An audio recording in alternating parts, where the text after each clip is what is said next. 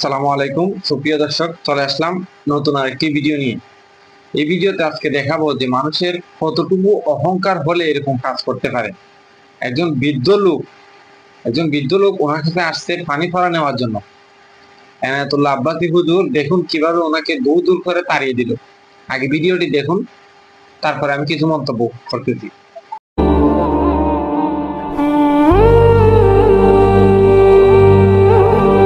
তো দেখলেন তো ভিডিওটি আপনারা। এখন আপনাদের বিবেকে কি বলে যে এরকম কাজটা করা কি ঠিক হয়েছে? সাধারণ মানুষ একজন ভালো হুজুর আসলে ওনাদের কাছ থেকে পানি ভরা নেয়, একটু দোয়া মহব্বত নেয়, এটা স্বাভাবিক। তো উনি এরকম করে দূর দূর করে তাড়িয়ে দেওয়াটা ওনার ঠিক হয় নাই, আমার মতে ধরে ওনার ঠিক হয় না এই কাজটা। তাও ওনার বাবার বয়সের মানুষ, মুরব্বী, চুল পেকে গেছে, দাড়ি পেকে গেছে, এরকম মানুষকে এরকম দূর দূর করে তাড়িয়ে দেওয়া ওটা ওনার ঠিক হয় নাই। আপনারা কি মনে করেন? যদি কাজটা যদি উনি বেঠিক করে থাকেন তাহলে অবশ্যই কমেন্টে আপনাদের মতামত জানান।